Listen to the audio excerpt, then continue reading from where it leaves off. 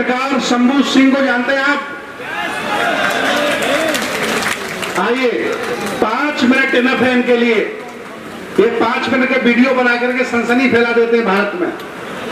5 minute में ये अपनी बात रखेंगे। ये संविधान जागरूकता सम्मेलन है। ये कार्यक्रम सभी का है, सभी संगठनों का है, सभी धर्मों का है।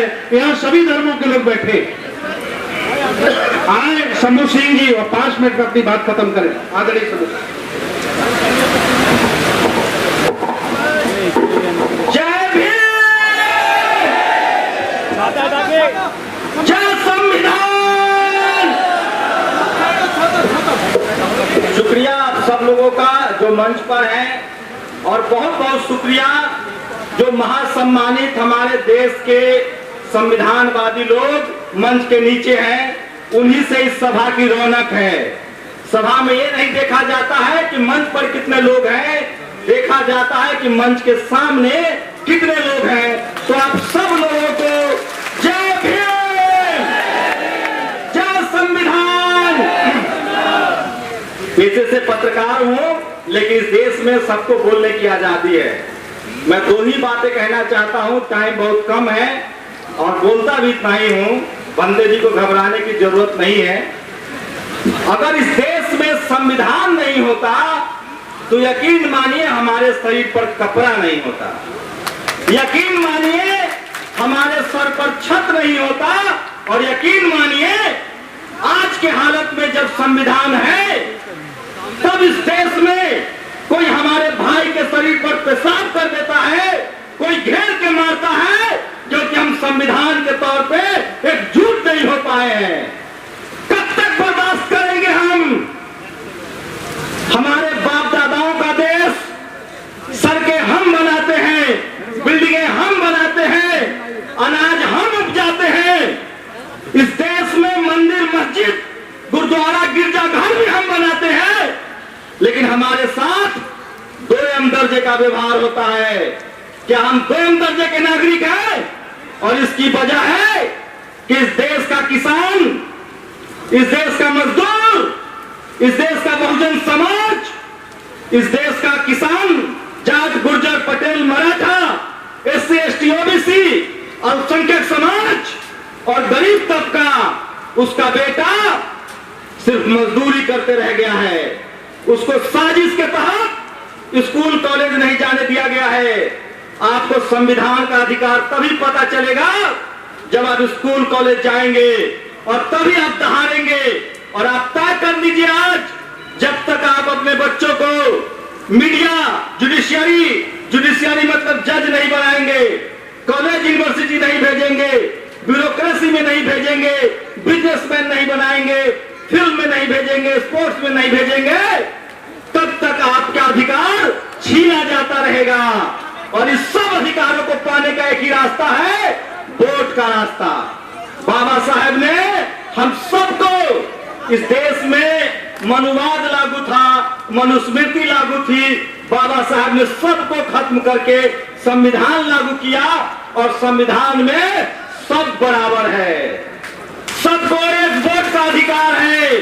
उस वोट का इस्तेमाल कीजिए, और जो आपके आने वाली नस्लों के लिए, इस देश के किसानों के लिए, मजदूरों के बच्चों के लिए स्कूल के दरवाजे खोले, नौकरियों के दरवाजे खोले, आपकी जिंदगी बेहतर बनाए, आपके देश की सेना को बेहतर करे, उन्हीं लोगों को चुनिए, तभी इस देश में संविधान लागू होगा। क्योंकि बाबा साहब ने कहा था, किसी देश का संविधान जितना बेहतर हो वो तब तक बेहतर नहीं हो सकता है जब तक उसको चलाने वाले बेहतर न हो। इसलिए संविधान को बेहतर तरीके से चलाने वाले लोगों को भेजिए जो संविधान में भरोसा रखते हैं। और यकीन मानिए 21वीं सदी का दौर है, विज्ञान है, सबके हाथ में मोबाइल है, कोई किस्मत बदलने नहीं आएगा, कोई गरीबी दूर करने नहीं आएगा। हमारे जैसे लोग जो भाषण दे रहे हैं वो भी आपकी समस्या का दूर नहीं करेंगे, वो दूर करेगा आपका संविधान, और उस संविधान से मिले आपकी ताकत। और उसके लिए जरूरी है कि स्कूल कॉलेज की तरफ बढ़िए। इस देश की सेना, इस देश के जवान, इस देश के किसान, इस देश के मजदूर और इस देश के मेहनतकश लोगों को हाथ मजबूत कीजिए। और जाते जाते एक बात और कह रहा हूं, 5 मिनट होने वाला होगा।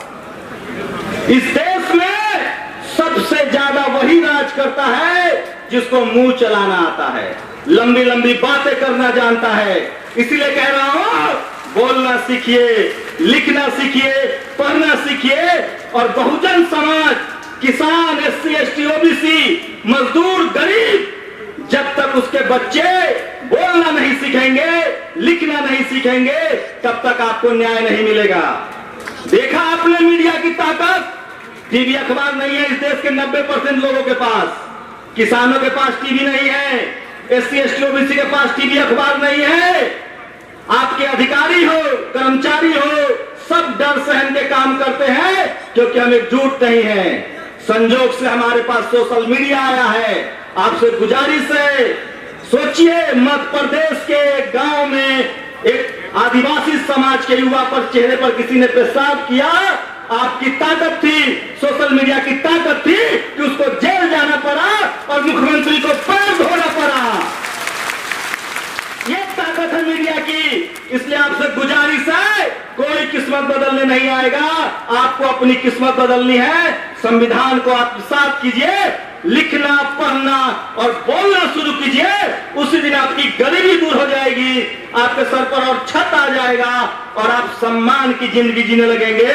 मैं संविधान से सहमत हूं और मैं चाहता हूं कि ये देश पूरी तरह से संवैधानिक रूप से चले। और इसके लिए जरूरी है कि जो लोग संविधान मानते हैं, संविधान में आस्था रखते हैं, संविधान में भरोसा रखते हैं, उनको चुनकर भेजिए। और हमारा एकमात्र ग्रंथ है संविधान। जय संविधान।